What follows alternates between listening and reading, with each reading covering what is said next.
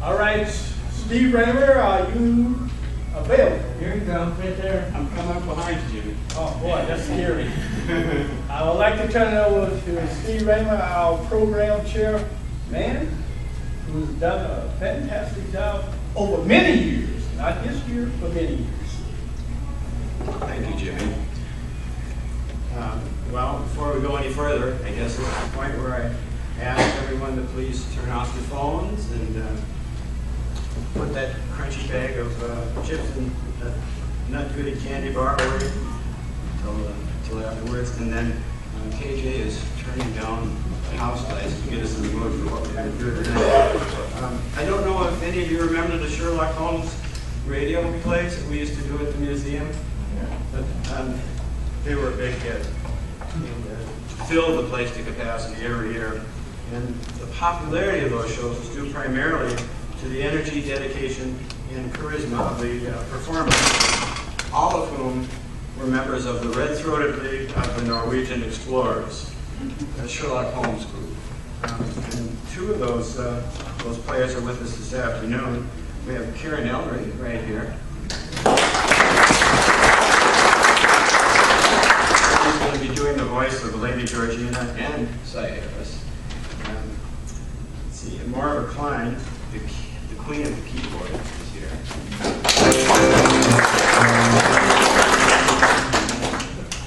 And a few new company members are also with us today. Tom Gottwald will be playing Sherlock Holmes.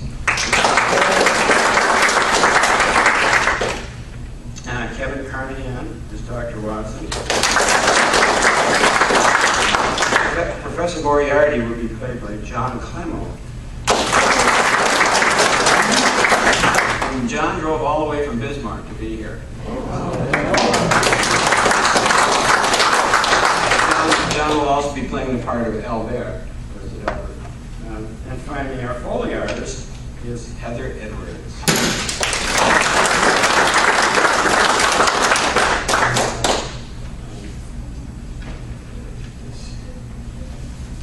There we go. The other advantage, I feel like somebody I know. Anyway, the other advantage that the League brings to these events is access to the Edith Meiser scripts. And I'd like to once again introduce Karen Ellery, director of the Red-Throated League of the Norwegian Explorers, and ask her to take just a moment to tell us about Edith Meiser and her connection to the University of Minnesota's Anderson Library. Karen? Thank you, Steve. Edith Meiser was a lifelong Sherlock Holmes fan whose influence and talents as a scriptwriter were driving forces behind the bulk of the Sherlock Holmes radio dramas produced from 1930 to 1948, essentially the golden age of radio.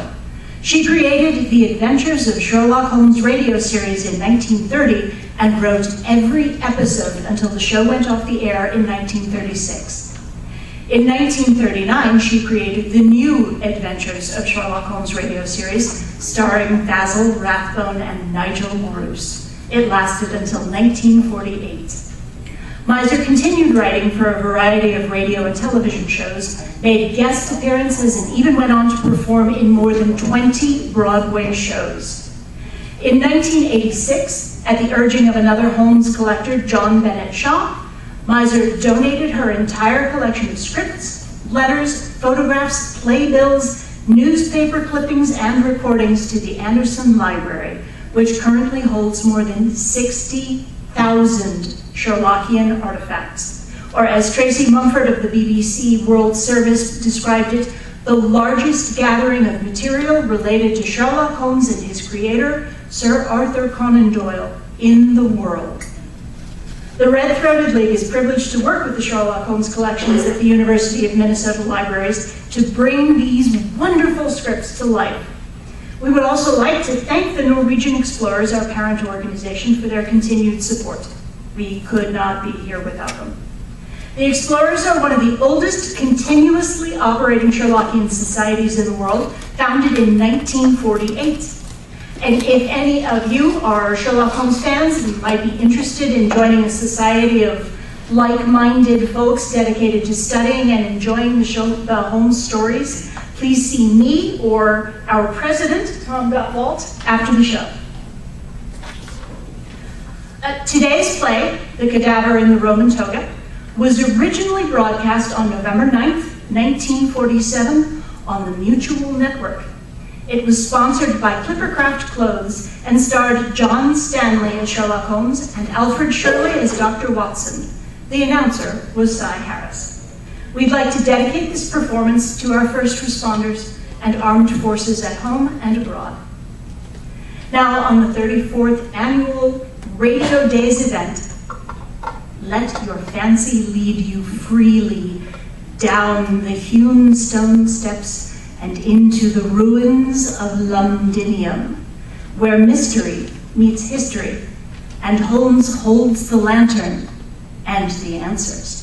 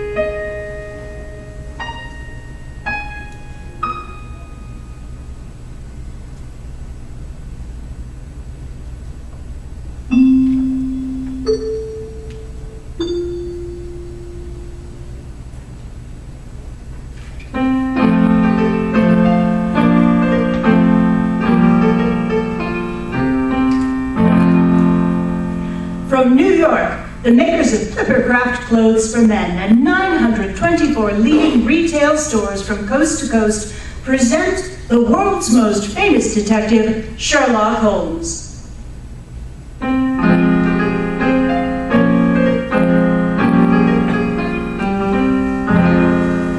Our stories are based upon the characters of Sherlock Holmes, created by Sir Arthur Conan Doyle. Sherlock Holmes is portrayed by John Stanley, Dr. Watson by Alfred Shirley, and the dramatizations are by Edith Meiser.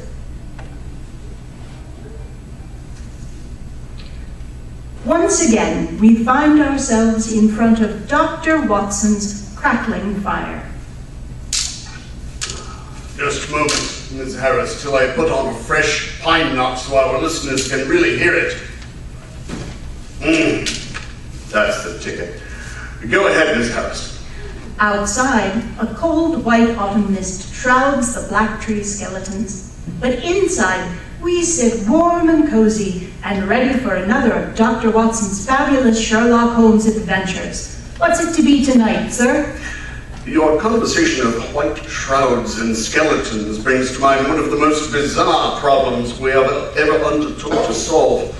It came dashed close to being our final problem, as a matter of fact.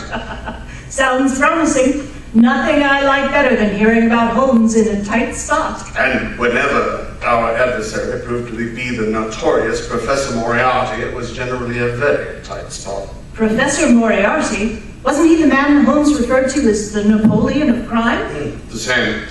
Actually, this case began when Lady Georgina Westbrook discovered a corpse dressed in a Roman senator's toga, tunic, and sandals. Holmes always maintained he could deduce a man's entire history from his wardrobe, but this time... Speaking of judging people by their clothes... Pleasantly so, I almost forgot. Let's have a few words from our sponsor, who is also an authority on the subject of gentlemen's apparel. May I say, Dr. Watson, that most people, like Mr. Holmes, do judge people by their appearance. That's mighty important in connection with Clippercraft clothes, because you'd never guess Clippercraft costs so little. Such low prices for such truly fine quality are rare, to say the least. Clippercraft suits are yours for only $35 and $40, with a few special numbers at $43.75. Top coats and overcoats are only $30 to $40, and sports jackets $24. These are planned values, the result of the Clippercraft plan, concentrating the buying power of 924 leading stores across the country, resulting in tremendous savings in manufacturing and distribution costs. Remember, all this is yours in your own local independent store, where friendly attention is traditionally yours. Want to convince yourself? It's as easy as a visit to your Clippercraft dealers. Just compare Clippercraft with clothes selling for many dollars more.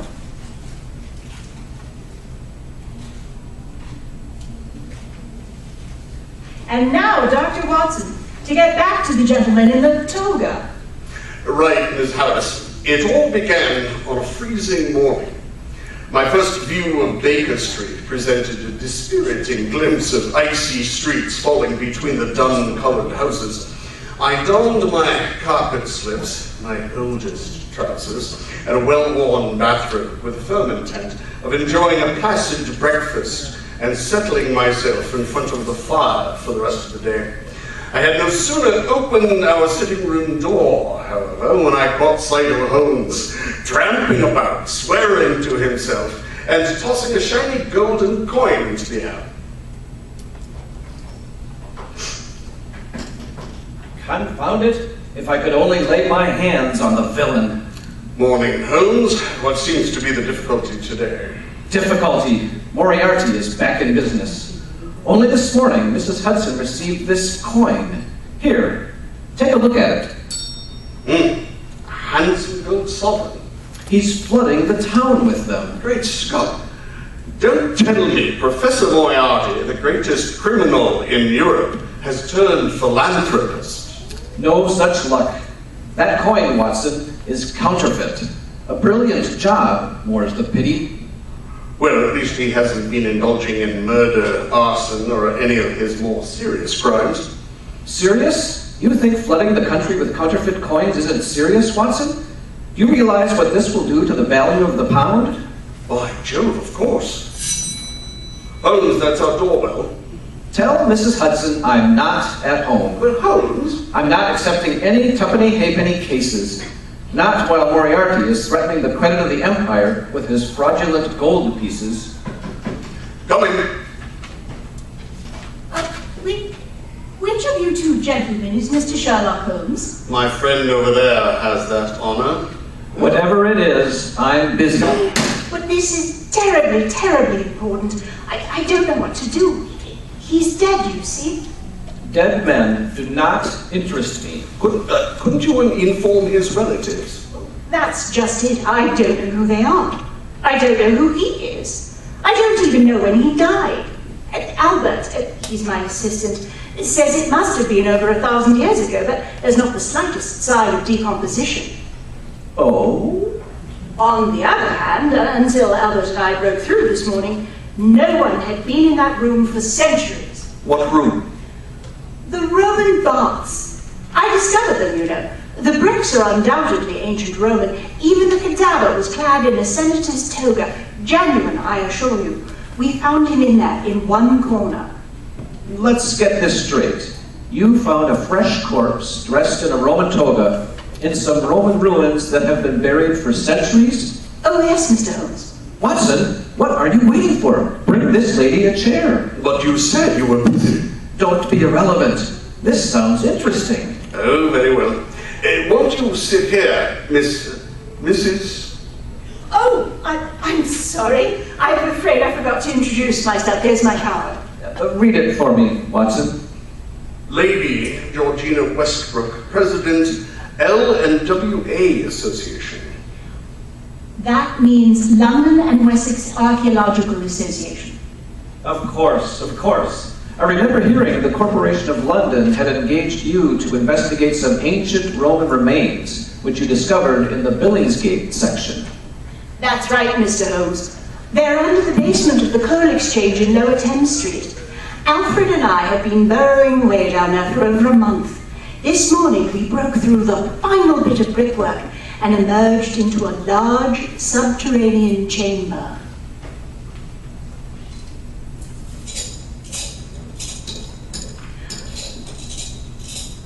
All right, Albert. The opening is big enough. Here, give me the lantern. I'll go through first. Yes, ma'am.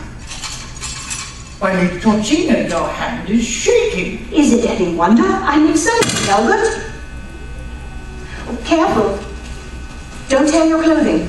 I say, ma'am, it is a biggish room, isn't it? Splendid, Albert, splendid. Look at that ceiling, in almost perfect condition. Hello? What's that lying in the corner over there? Looks like a heap of white cloth.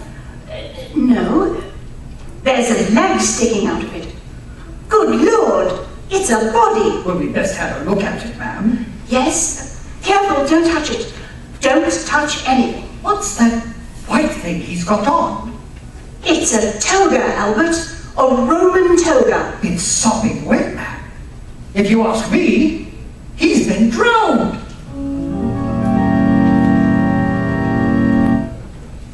Drowned? Did you say drowned, Lady Georgina? That's right, Mr. Holmes. But that's impossible. There hasn't been any water in those baths for over 1,000 years. Interesting. Very interesting.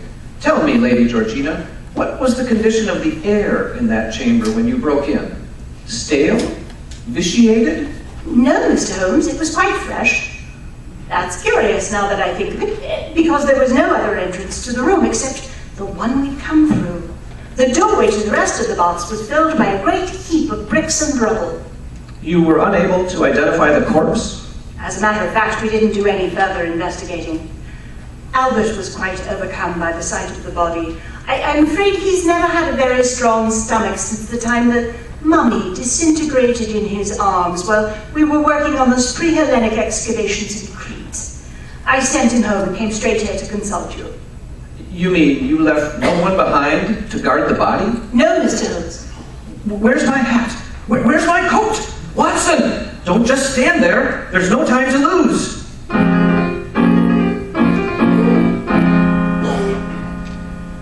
I suppose I should have informed the authorities, Mr. Holmes, but the thought of all those stupid Scotland Yard inspectors tramping around my beautiful ruins like a herd of elephants.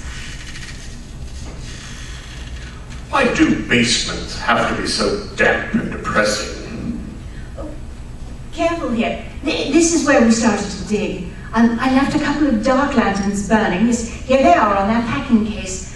It's a rather rough tunnel slanting downward. You'll have to bend over, I'm afraid. You're sure this earth won't cave in on us? No, I don't think so. Unless, of course, someone should give it a tremendous push of some sort. Here is where we broke through the wall. You'll be interested in this, Mr. Holmes. Notice the masonry. Yes, yes. The bricks are undoubtedly Roman. Let's see. They measure 9.5 inches long by 4.5 inches broad and only 1 3/4 inches thick. Not unlike those of the Roman baths at Roxeter. Except that there the tiles are a mere 1.5 inches thick and measure 16 inches by 12. Really, Holmes, did we come here to discuss bricks or inspect a body? Never neglect an opportunity to increase your source of knowledge, Watson. And stuff my brain with a lot of useless tittle-tattle, not me. Here is the hole we made in the wall, Mr. Holmes. It's not very large. I'm afraid I'll go through first and light the way. Now, gentlemen, if you'll follow me. I'll go next, and you can bring up the rear, Watson, with the other lantern. Now then, Watson, alley-oop. Don't be in such a rush. Here, take the lantern. Ah! It's a tight squeeze, you know. Hello? I think I'm stuck. If you'll pull his other arm, Lady Georgina. Right. No! Ah!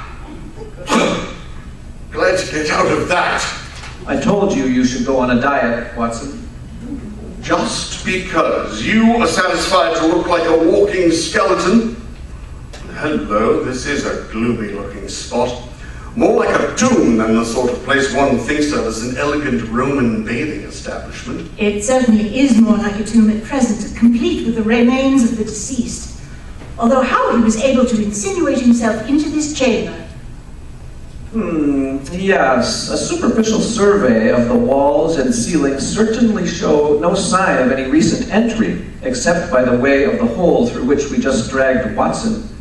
Interesting. Very interesting. Suppose we view the body we came to investigate. He's over here, Mr. Holmes, against the south wall. Oh, watch your step. The flooring is a bit uneven. Here he is, exactly as we found him, lying on his face with one arm stretched over his head. Skinny old boy, wasn't he? I say, these robes, or whatever it is he's wearing, are sopping wet. Yes, the poor fellow was undoubtedly drowned. Lungs still full of water.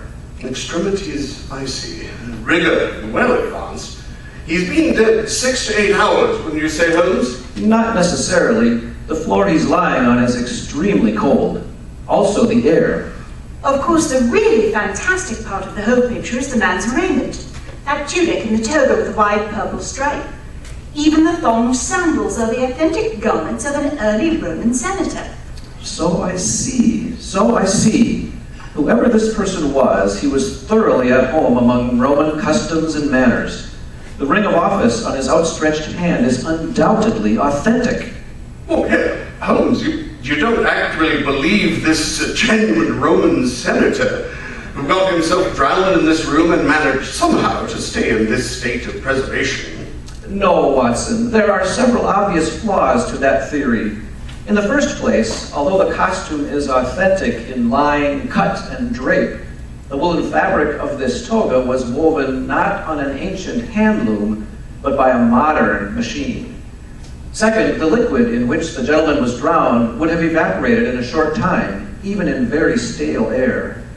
And third, this room is neither the frigidarium, which was the cold plunge, nor the caldarium, which was the warm.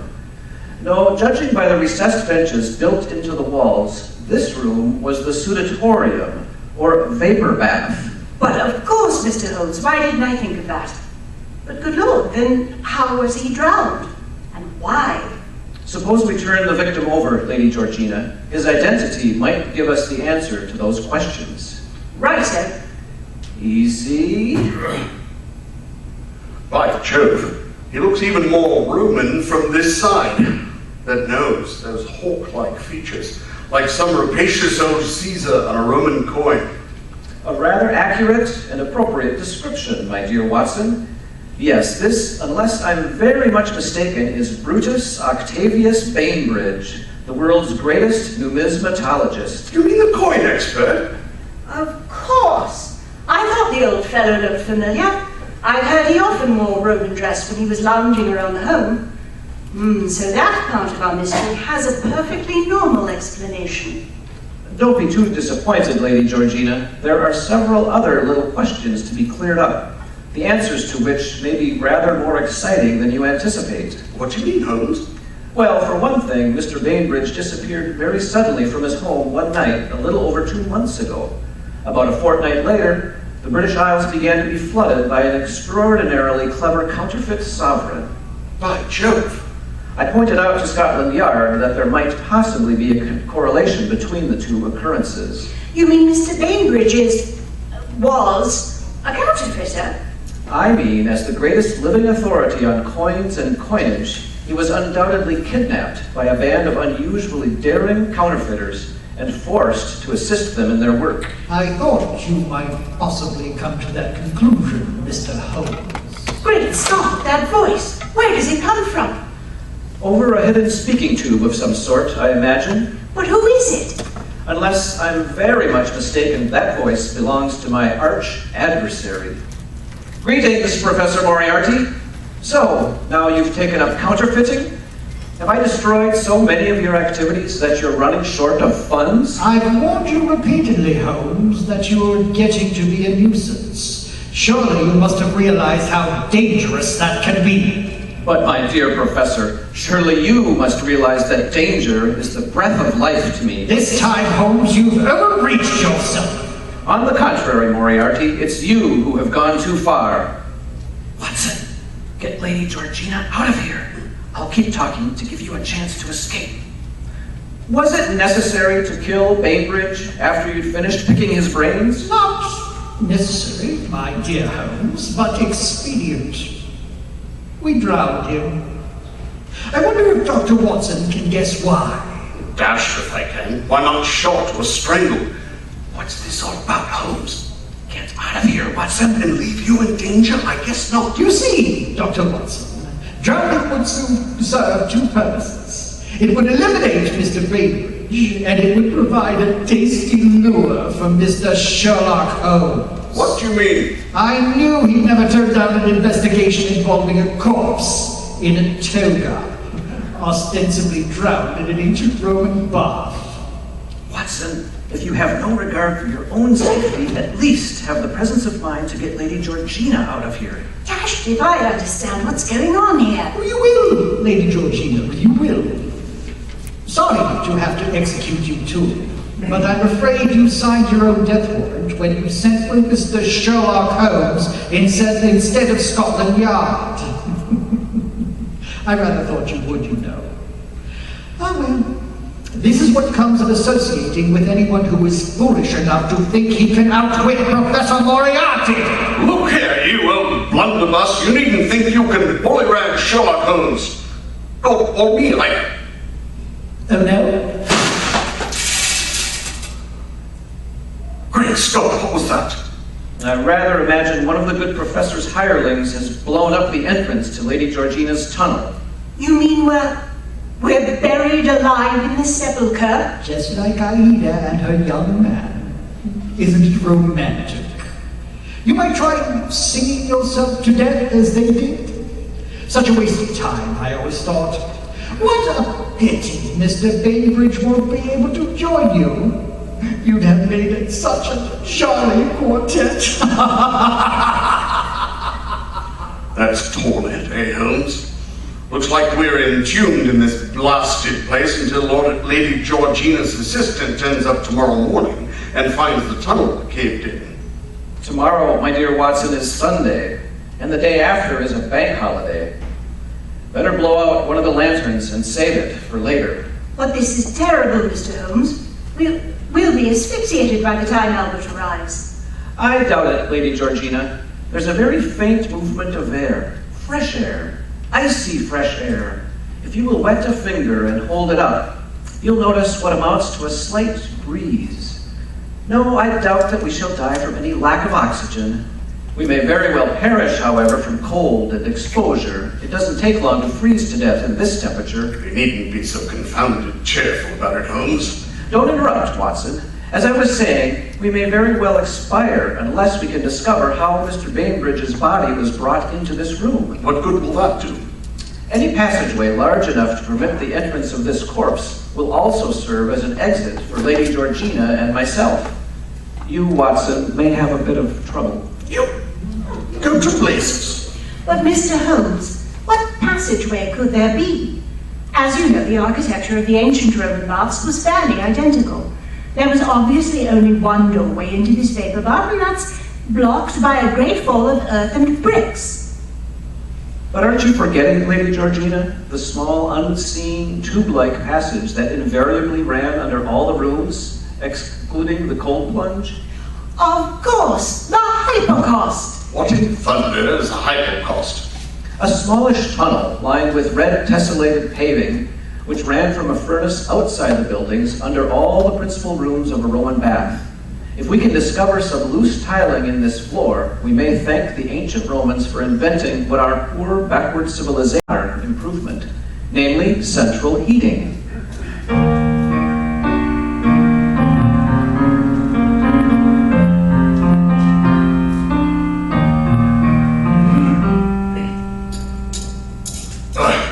It's discouraging. I've dug up at least 24 spots. Cheer up, Watson. At least the activity has kept you from freezing to death. And it's ruined my trousers. I say, the light's getting dimmer. Holmes, the second lantern, it's about burnt out.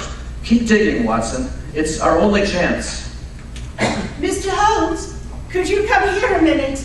I'm afraid to say it, but I think I found a sort of grating under this last batch of bricks. Come on, let's see. Yes, we found it. Watson, help me with these bricks. There we are, Watson. Bring the lantern. Righto. Now then, let's Here we are. have a see. Black down there, isn't it? Correct me if I'm wrong, Lady Georgina. We are now in the vapor room. The blocked-up entrance over there leads to the caldarium. That would put the frigidarium on our left. No good going in that direction. When we go down into the tunnel, we should turn right to get out. Correct, Mr. Holmes. Give me the lantern, Watson. It's flickering. Holmes, it's gone out. Very well then. We'll have to crawl our way out in the dark.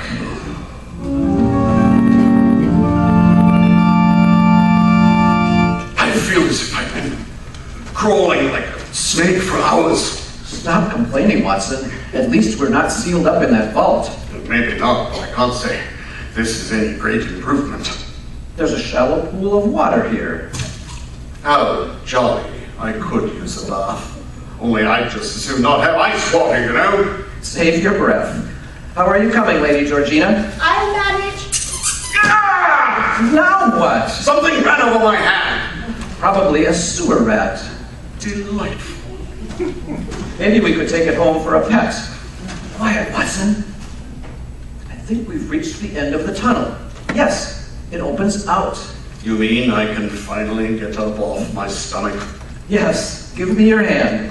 I think my back is permanently bent. Hello. There are some steps here. Steps going up. And a door at the top. It's open a slit.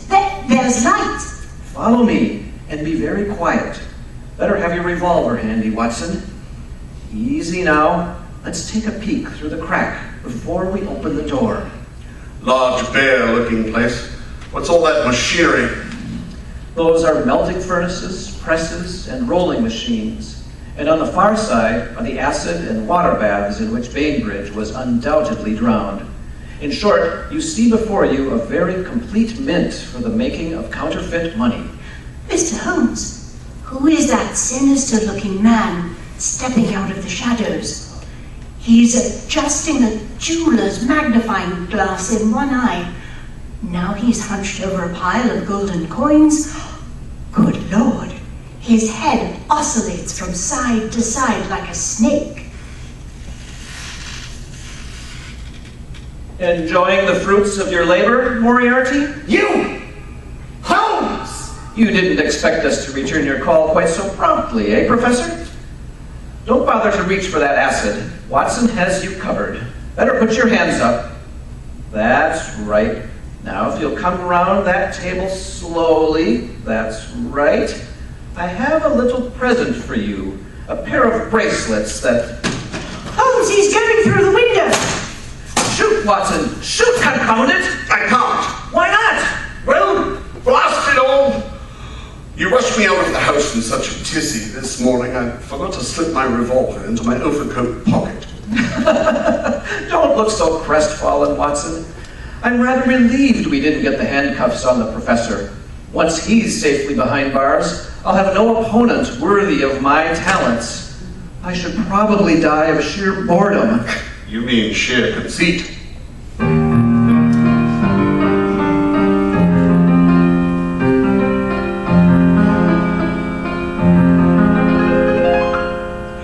That was quite a story, Dr. Watson. There's always plenty of action when Professor Moriarty's around. How true, Miss Harris, how true. This particular adventure had a rather pleasant epilogue. What was that? Suppose I tell you about it after we pay our respects to the well-dressed gentlemen who so graciously make this program possible. What could be fairer? Gentlemen in our listening audience, we have here today an expert on matters sartorial, that's clothing to you and me, as well as archaeological, Lady Georgina's assistant, Albert. Albert, I hear that in addition to being a rising star in your field, you're also something of a man about town. Well, I won't deny it. My mother often said she should have named me Natalie, for Natalie dressed. And do you feel that your care in choosing clothing has helped you excel in your career? Oh, most certainly. From the ruins of the Roman amphitheater under the city's guild hall to the Mithrium lurking beneath 12 Walbrook, I've spent more time in London's lower depths than the sewer rat that scampered over Dr. Watson. But when I wash off the dust of ages, I like to look like a civilized modern man, and Clippercraft clothes help me do just that. They provide a classic wardrobe that any gentleman, modern or classic, would be proud to own. Speaking of the classics, as an historian, I have found many references to the power of positive dressing in literature. You know what Shakespeare said, don't you? Toga or not toga? Certainly not. He wrote, "For the apparel oft proclaims the man." Absolutely. And your Clippercraft clothing proclaims you to be the model of a modern dapper gentleman. And now, Dr. Watson, about the epilogue to the case of the cadaver in the Roman toga. The officers of the Royal Mint tendered Holmes and myself a dinner in recognition of our invaluable services in breaking up a counterfeiting outfit which has threatened the value of British currency. Holmes received a large illuminated scroll and a sizable check. Always acceptable, eh, Dr. Watson? Quite so. I was presented with the priceless Roman ring of office which we had found in the dead man's finger and a magnificent copy of Vitruvius De Architectura. On the flyleaf, in Holmes' handwriting, was the inscription, "One never knows what bit of useless tittle-tattle may save a man's life." The chapter on the hypocaust was underlined. Got you that time. And now, Dr. Watson, I wonder if you'd like to give us a hint about next week's story. Next week, I think I'll tell you how Holmes and I found a man shot under a smashed streetlight. All the evidence pointed in one direction, but the victim had been shot at point-blank range and there was only one wound, but we heard 2 shots. Holmes always referred to it as the case of the well-staged murder.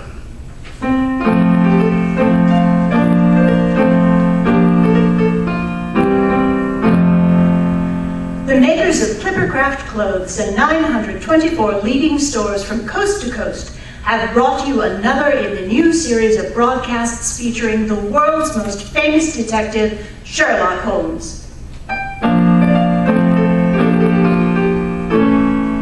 Sherlock Holmes is produced by the Red-Throated League, the Norwegian Explorers, and the University of Minnesota Library Special Collections. Our theme music was composed by Albert Berman.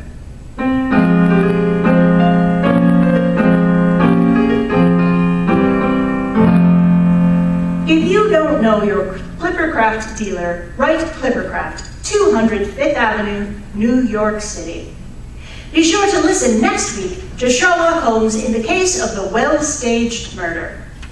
If you wish to attend the Sherlock Holmes broadcasts in the Twin Cities, see your local Clippercraft dealer or Sherlock Holmes Society member, and he will tell you how to obtain tickets. Cy Harris, speaking for Clippercraft Clothes and KRTL. This is the Mutual Broadcasting System.